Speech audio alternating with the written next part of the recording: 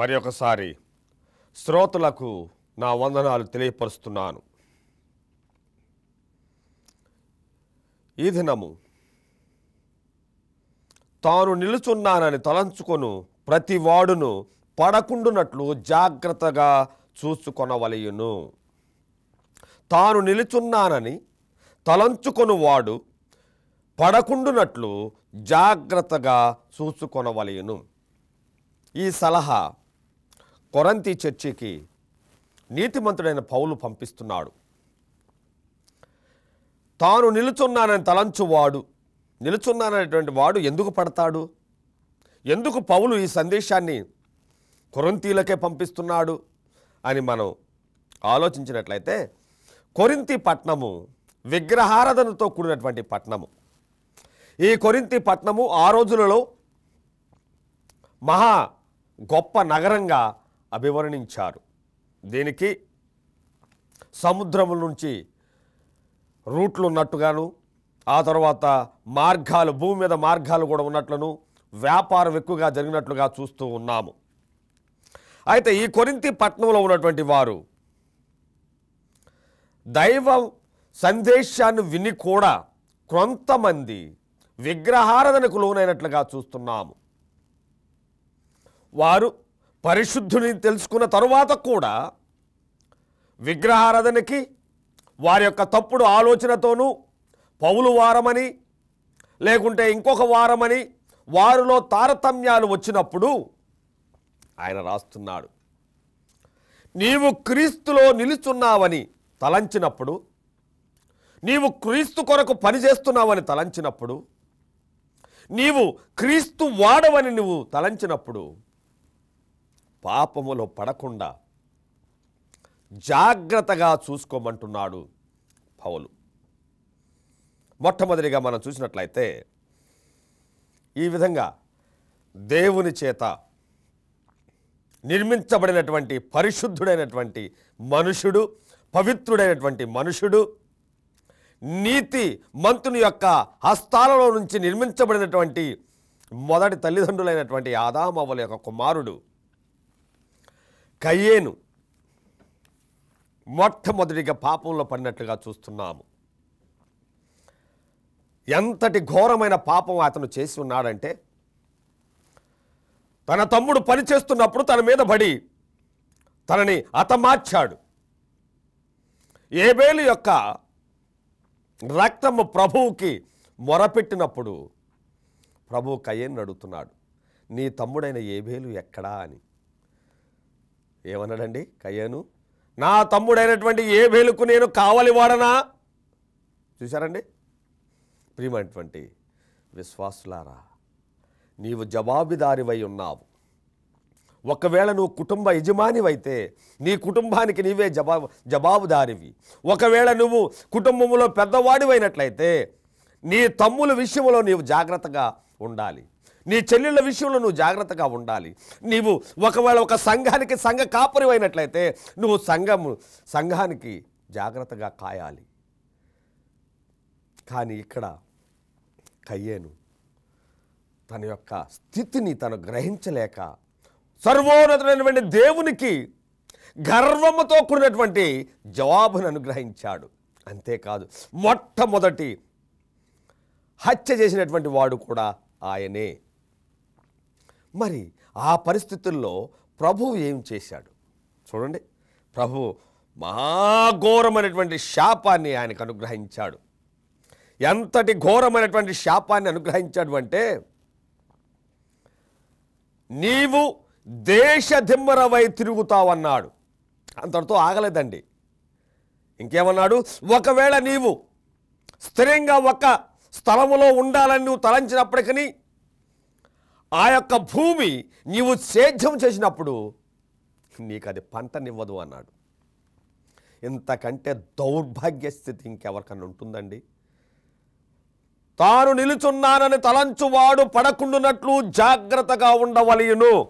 నీవు క్రీస్తులో ఉన్నావని తెలుసుకున్నప్పుడు, నీవు క్రీస్తు వాడవని తెలుసుకున్నప్పుడు నీవు పడకుండా, పాపములో పడకుండా జాగ్రత్త వహించాలని నీకు పౌలు హెచ్చరిస్తున్నాడు. ప్రియమైనటువంటి విశ్వాసులారా, ఆ దేశదిమ్మరై తిరుగుతూ దేశానికి వెళుతూ అతను ఒక్కడ స్థిరమైనటువంటి మనసు కానీ స్థిరమైనటువంటి స్థలము కానీ అతనికి లేదండి. ఇది మొట్టమొదటి వాడు. రెండో వాళ్ళని చూద్దాము. అననీయ సఫేరా. క్రొత్త నిబంధనలోకి వచ్చినట్లయితే అననీయ సఫేరా వారు దేవునికి కానుక ఇవ్వాలని, దేవుని యొక్క సువర్తమానాన్ని ఇతరులకు ప్రకటించి విరివిగా ప్రకటించాలని ఉద్దేశముతో వారికి ఉన్నటువంటి పొలాన్ని అమ్మి ప్రభువుకి కానుకగా ఇవ్వాలని ఆశించారు. కానీ భార్య భర్తలు ఇద్దరు వచ్చినటువంటి ద్రవ్యములో కొంత దాచుకొని కొంత తీసుకొని వచ్చారు. వారి తలంపు మంచిదే, దేవుని కొరకు దేవుని సువార్త కొరకు వారు వెచ్చిస్తున్నటువంటి ధనము మంచిదే, కానీ వారి తలంపు మాత్రము మంచిది కాదు. ఏ తలంపు? దాచుకోవాల్సినటువంటి తలంపు మంచిది కాదు.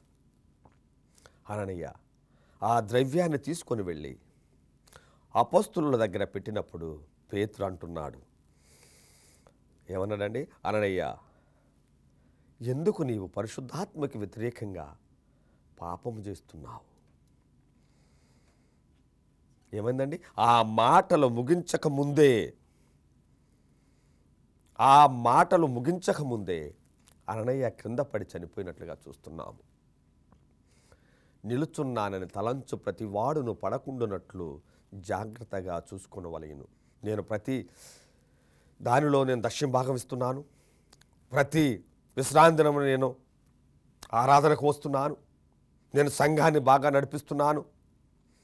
నేను మంచివానిగా ఉంటున్నానని తలంచి నువ్వు చేస్తున్నటువంటి దుష్కార్యములను నువ్వు గమనించకపోయినట్లయితే అననీయ వలె నువ్వు శాపానికి గురవుతావు. భార్య చూసింది, చాలా కాలం చూసింది, కానీ రాలేదు అతను. సాయంత్రం వేళలో భర్త కోసం వచ్చి చూస్తున్నప్పుడు పేతురు మరలా అంటాడు, అమ్మ మీరు అమ్మితే వచ్చింది ఇంతేనా అని అడిగినప్పుడు ఆమె కూడా అబద్ధం ఆడింది, అంతేనని. నీ భర్తను పాతిపెట్టి వస్తున్నటువంటి పాదములు ఇంకా లోనకి రాలేదు అని చెప్తుండగానే సఫేరా కింద పడి తన ప్రాణాన్ని విడిచినట్టుగా చూస్తున్నాము. దయచేసి గమనించండి. నిలుచున్నానని తలంచు ప్రతి వాడును పడకుండునట్లు జాగ్రత్త చూసుకొనవలెనని చెప్తూ ఉన్నాడు. మూడో వ్యక్తిని చూద్దాము.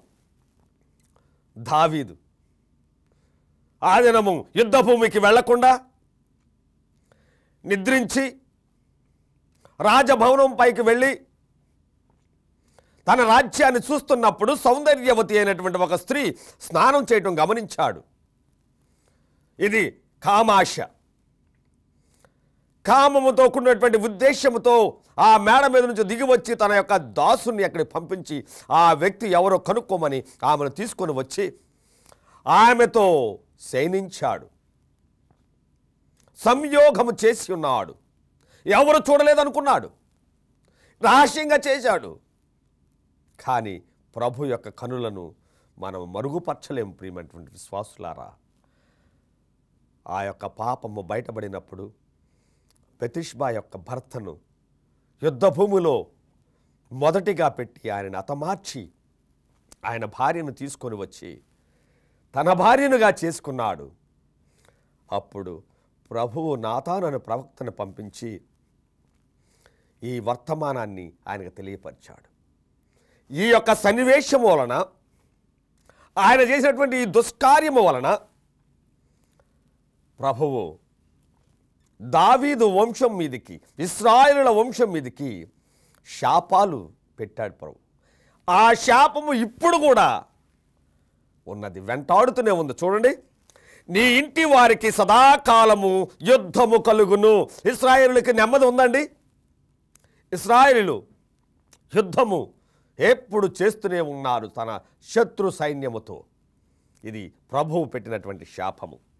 రెండవది, నీ వింటి వారి మూలముగానే నీకు అపాయము పుట్టింతును.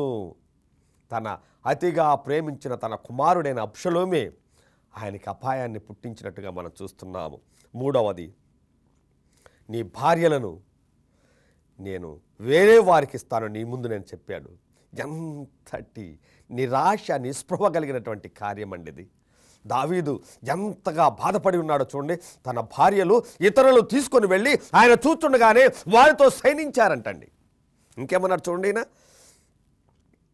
నీవు రహస్యంగా చేసేవి కానీ ఇశ్రాయేలు అందరూ చూచినట్లుగా పగటి యందే నేను చెప్పిన దానిని చేతును, నీకు పుట్టిన బిడ్డ నిశ్చయముగా చచ్చును.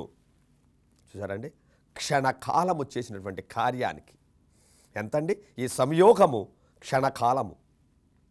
ఆ క్షణకాలము చేసినటువంటి ఆ పాప కార్యానికి ఇప్పటికి కూడా ఇశ్రాయేలు శాపమును అనుభవిస్తూనే ఉన్నారు.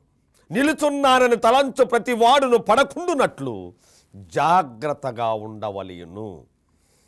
చూసారండి, ఈ యొక్క 3 విషయాలలో శాపాలను మూటగట్టుకున్నారు వీరు.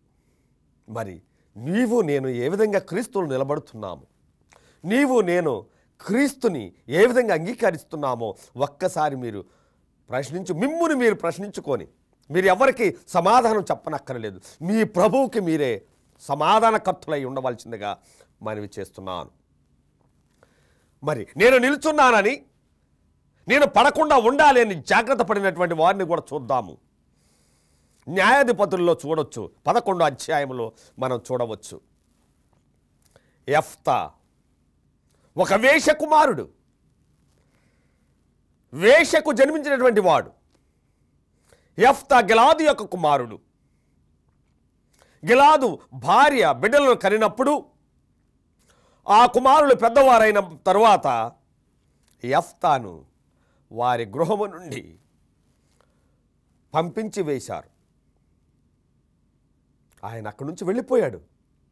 వెళ్ళిపోయి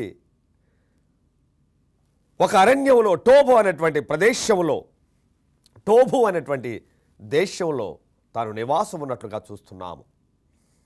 తను ఒక వేశ్య కుమారుడే, కానీ అతనిలో యథార్థత కోల్పోలేదు. అతను ఎన్నడూ యథార్థతను కోల్పోలేదు. అతడు ఎన్నడూ నీతిని వదిలిపెట్టలేదు. అతను ఎన్నడూ పాపము చేయకుండా ఉన్నట్లుగా మనం చూస్తున్నాం. ఎందుకంటే దేవుడు ఎన్నుకున్నాడు యెఫ్తాని. ఇశ్రాయేలు ప్రజల మీదకి అమోనీయులు యుద్ధం చేయడానికి వచ్చినప్పుడు, అమోనీయుల ముందు వీరు నిలవలేకపోతున్నప్పుడు ఈ యొక్క ఇశ్రాయేలు పెద్దలు ఏ యెఫ్తా అయితే వెలివేయబడ్డాడో, ఏ యెఫ్తా అయితే వారి యొక్క తండ్రి గృహము నుంచి వెళ్ళగొట్టబడ్డాడో ఆయన దగ్గరకు వెళ్ళి, యెఫ్తా నీవు వచ్చి మమ్మల్ని రక్షింపు, నీవు ఒకవేళ అమోనీయులను నువ్వు ఓడించి నువ్వు జయించినట్లయితే నీవు మాకు న్యాయాధిపతిగా ఉండు అని అన్నాడు. ప్రభువుకి ప్రార్థించాడండి. నేను అమోనీయుల మీదకి యుద్ధం చేయడానికి వెళుతున్నాను, ఆ యుద్ధ భూమిలో నేను జయాన్ని చేకూర్చుకొని నేను సంతోషంగా వస్తున్నప్పుడు నా యొక్క గృహము నుండి మొట్టమొదటిగా ఎవరు బయటికి వస్తారో వారిని నీకు అర్పణగా అర్పిస్తానన్నాడు. ఆ విధంగానే యుద్ధానికి వెళ్ళాడు, జయాన్ని చేకూర్చుకున్నాడు, గృహానికి తిరిగి వస్తున్నాడు. ఆనంద జయాలతో తిరిగి వస్తున్నప్పుడు తనకు ఏకైక కుమార్తె తండ్రి యొక్క విజయాన్ని సంతరించుకొని సంతోషంగా నాట్యము చేస్తూ గృహము నుండి బయటకు వచ్చింది. తన కుమార్తెను ప్రభువు కొరకు అర్పించినట్లుగా మనం చూస్తున్నాము. యెఫ్తా వేశ్య కుమారుడు. నిలుచున్నానని తలంచు ప్రతి వాడును పడకుండునట్లు జాగ్రత్తగా చూసుకొనుము. యెఫ్తా జాగ్రత్త పడ్డాడు, పాపములో పడకుండా. హెబ్రీయులకు రాసిన పత్రికలో మనం చూసినట్లయితే 11వ అధ్యాయంలో యెఫ్తా గురించి చాలా గొప్పగా రాస్తున్నాడు. యెఫ్తాయే కాదు, శాంసోను, దావీదు, అబ్రహాము గురించి చాలా గొప్పగా రాస్తున్నారు. వారి గురించి చెప్పుటకు చాలా ఉన్నది అంటున్నాడు. చూసారా ప్రియమైనటువంటి శ్రోతలారా, యెఫ్తా తను క్రీస్తులో దేవునిలో ఉన్నానని తెలుసుకొని ఏ పాపములో పడకుండా ముందుకు సాగినట్లుగా చూస్తున్నాం. రెండో వ్యక్తిని చూద్దాము. ఏసేపు జీవ చరిత్ర 3 భాగాలుగా చేయబడ్డది. 17, 30, 110. 17 సంవత్సరాల వయస్సులో, యుక్త వయస్సులో ఆయన అమ్మబడ్డాడు. బాల్యంలో అమ్మబడ్డాడండి. తండ్రి లేడు, తల్లి లేదు, సహోదరులు లేరు, తన స్వభాష కూడా కాదు. వేరే దేశంలోనికి ఆయనకి వెళ్ళిపోయాడండి. అక్కడ ఒక బానిసగా పనిచేస్తున్నాడు. ఎందుకు? ఆయన బానిసగా చేస్తున్నటువంటి ఆ పొతీఫరు యొక్క గృహము దీవించబడి అభివృద్ధి చెందిందని ప్రభు వాక్యములో చెప్తున్నాడు. మీరు కావాలంటే 25వ అధ్యాయం, ఆదికాండం 25వ అధ్యాయము 31 నుండి 34 వరకు చదవచ్చండి. ఎంతగా అభివృద్ధి చెందిందంటే వారు భరించలేనటువంటి ఆస్తితో నింపబడ్డాడని చెప్పబడుతుందండి. పోతీఫర్ చాలా గొప్పవాడయ్యాడు. మొత్తం తన ఇంట్లో ఉన్నటువంటి పనులన్నీ యోసేపే చూస్తున్నాడు. సౌందర్యవతి పోతీఫర్ యొక్క భార్య, అందగాడు, ఎర్రనివాడు, ఆజానబావుడు. ఆయన మీద వ్యామోహంతో ఆయనని అనుభవించాలని ఆమె ఆయనను ప్రేరేపించినప్పుడు యోసేపు ఏమన్నాడో తెలుసండి? ఎంతటి దుష్ట కార్యమును నా దేవుడైన యెహోవా ముందు చేయుట మంచిదా? చూశారండి, తను బానిసగా వచ్చాడు. ఆయన 17 సంవత్సరాల వయస్సులో అమ్మబడ్డాడు. ఊరు కాని ఊరిలో, దేశం కాని దేశంలో ఒక బానిసగా, ఒక కొత్త గృహములో బానిసగా పనిచేస్తున్నాడు. ఇంటి యజమానురాలే ఆయనపై ఆశపడి పిలిచింది. అదే వేరే వాళ్ళైతే అనుభవించి ఆ గృహంలో పెత్తనాన్ని చలాయించేవారే. కానీ యోసేపు ఆ విధంగా చేయలేదండి. నా దేవుని అయినటువంటి యెహోవా ఎదుట ఈ దుష్కార్యము చేయుట మంచిది కాదు. చూసారా ప్రియమైన విశ్వాసులారా, నిలుచున్నానని తలంచు ప్రతివాడు పడకుండునట్లు జాగ్రత్త చూసుకునుము. యోసేపు జాగ్రత్త పడ్డాడండి. యోసేపు యొక్క జీవిత చరిత్రను మనం చూసినట్లయితే చాలా గంభీరమైనటువంటి ఆశీర్వాదములతో ఆయన అభివృద్ధి చెందినట్లుగా చూస్తున్నాము. 17 సంవత్సరాలు అప్పుడు వెళ్ళినటువంటి ఆ వ్యక్తి 13 సంవత్సరాలు బానిసగా పనిచేసిన తరువాత, జైలు శిక్షను అనుభవించిన తరువాత 30 సంవత్సరాల వయస్సులో ఐగుప్తు దేశానికి 2వ వ్యక్తిగా ఎన్నుకొనబడ్డాడు. ఆయన యొక్క అనుమతి లేకుండా ఐగుప్తు దేశం నుండి ఒక చీపురి పుల్ల కూడా తీసుకుపోవడానికి అనుమతి లేదండి. చూసారా ఎంత గొప్పగా అభివృద్ధి చెందాడో. ఎవరైతే ప్రభువునందు నిలిచి ఉన్నారో, ఎవరైతే ప్రభువు తనలో ఉన్నాడని జాగ్రత్త పడి ఏ పాపము లేకుండా జీవిస్తూ ఉంటారో వారు ఆశీర్వదించబడతారు. ఎవరైతే ప్రభువునందు ఉండి పాపములో పడిపోతారో వారికి శాపాలు అనుగ్రహించబడతాయి. కయ్యోనుకు శాపము అనుగ్రహించబడింది. ఆ తరువాత అననీయాకు శాపం అనుభవించబడ్డాడు. దావీదు శాపాన్ని అనుభవించబడ్డాడు. కానీ యోసేపు దీవించబడ్డాడు. యెఫ్తా దీవించబడ్డాడు. ఎందుకని? తను పాపములో పడకుండా నేను దేవునిలో ఉన్నాను. పాపంలో పడినటువంటి వ్యక్తిని ఇంకొకరిని మనం చూద్దాము. ఏషావు ఒక పూట కూటి కొరకు తన జాస్తత్వాన్ని అమ్ముకున్నారు. జాస్తత్వం అనేది చాలా ప్రశస్తమైన వరము. మనం ఒక్క విషయాన్ని గమనించాలి. మన భార్యలను మనం చూసుకొని పెళ్లి చేసుకుంటాము, మన స్నేహితులను మనం ఏర్పాటు చేసుకుంటాము. కానీ మన అన్నదమ్ములను, మన అక్క చెల్లెలను మనము మొదటిగా పుట్టాలా లేకుంటే ఆఖరిని పుట్టాలనేటువంటిది మాత్రం మన చేతుల్లో లేదు. అది దైవ కార్యము. కానీ దేవుడిచ్చినటువంటి ఈ జాస్తత్వాన్ని ఒక్క పూట కూటి కొరకు యోసేపు అమ్ముకున్నట్లుగా మనం చూస్తున్నాము. హెబ్రీయులకు రాసిన పత్రిక 12వ అధ్యాయము 6వ వచనంలో చాలా ఘోరంగా రాయబడి ఉన్నది. ఒక పూట కూటి కొరకు జాస్తత్వమును అమ్ముకొనిన భ్రష్టుడైనటువంటి యేసేపు వలె ఉండొద్దంటున్నాడు. భ్రష్టుడు అంటే పనికి మాలిన వాడు, పనికి రానటువంటి వాడు. జాస్తత్వము దేవుడిచ్చిన వరమని నేను ముందుగా చెప్పానండి. అది అందరికీ వచ్చేటువంటి వరము కాదు, అది కొంతమందికే. ఎందుకో తెలుసా? ప్రభు అంటున్నాడు ద్వితీయోపదేశ కాండములో, ఒకవేళ నీకు 2 భార్యలు ఉన్నట్లయితే, నీవు ఒక భార్యను ద్వేషించి ఇంకో భార్యను ప్రేమించినట్లయితే, నీవు దేశిస్తున్నటువంటి భార్యకు మొట్టమొదటిగా కుమారుడు కలిగినట్లయితే, ఆ కుమారునికే నీవు జాస్త భాగము 2 ఇవ్వాలంటున్నాడు. చూసారా? అది దైవ కార్యము. దేవుడు అనుగ్రహించినటువంటి కార్యాన్ని మనం ఎవరము తృణీకరించకూడదు. ప్రియమైన విశ్వాసులారా, తాను నిలుచున్నానని తెలుసుకొని ప్రతి ఒక్కడు పడకుండునట్లు జాగ్రత్తగా చూచుకొనవలయును. ప్రియమైనటువంటి విశ్వాసులారా, మనము క్రైస్తవులము. క్రైస్తవ క్రీస్తు నామమును ధరించిన వారము. ఎవరైతే క్రీస్తు నామమును ధరిస్తారో వారు క్రైస్తవుడు. ఆ క్రైస్తవ నామమును ధరించినటువంటి మనం క్రీస్తులో ఉన్నామా, మనం క్రీస్తులో లేమా? ఒకవేళ మనం క్రీస్తులో లేకపోయినట్లయితే యేషేవు వలె శాపానికి గురవుతాము. ఏ దీవెనలు ఉండవు. ఇస్సాకు దగ్గరికి వెళ్ళి, నాయన ఒక్క దీవెన కూడా లేదా అని అడుగుతున్నాడు. ఒక్క దీవెన కూడా లేదని అన్నాడు. నీవు ప్రభువు దగ్గరికి వెళ్ళి ఒకవేళ నువ్వు పాపములో పడినట్లయితే ప్రభువు నీకు దీవెన అంటూ ఇవ్వడు. అందుకే అంటున్నాడు జాగ్రత్తగా చూచుకొనుము అని. అందువలన ప్రియమైనటువంటి విశ్వాసులారా, నీతి న్యాయములను విసర్జించి జీవించవద్దు.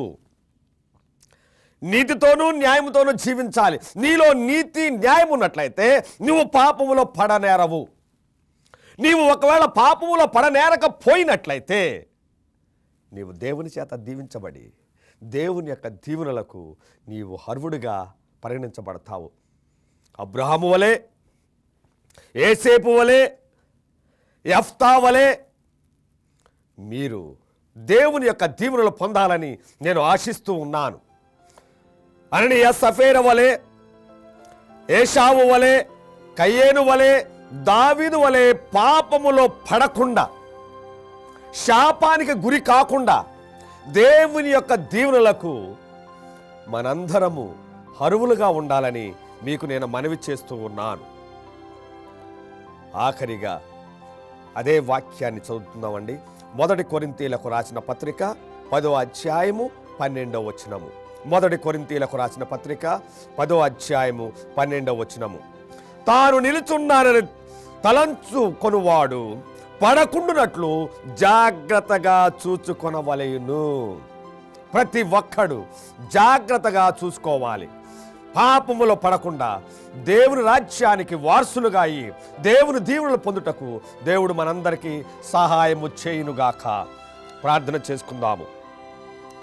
సర్వాధికారి, సర్వ సృష్టికర్త, సకల జీవులకు ప్రాణము సంగిన జీవాధిపతి, నీ నామమును స్మరించుటకై నీలో నిలుచున్నామని మేము జాగ్రత్తగా ఉండి ఆ పరలోక రాజ్యానికి వారసులగునట్లు నీ మహిమను మాపై కృమ్మరించమని ప్రభు నామమును బట్టి ప్రార్థిస్తున్నాము తండ్రి. ఆమేన్.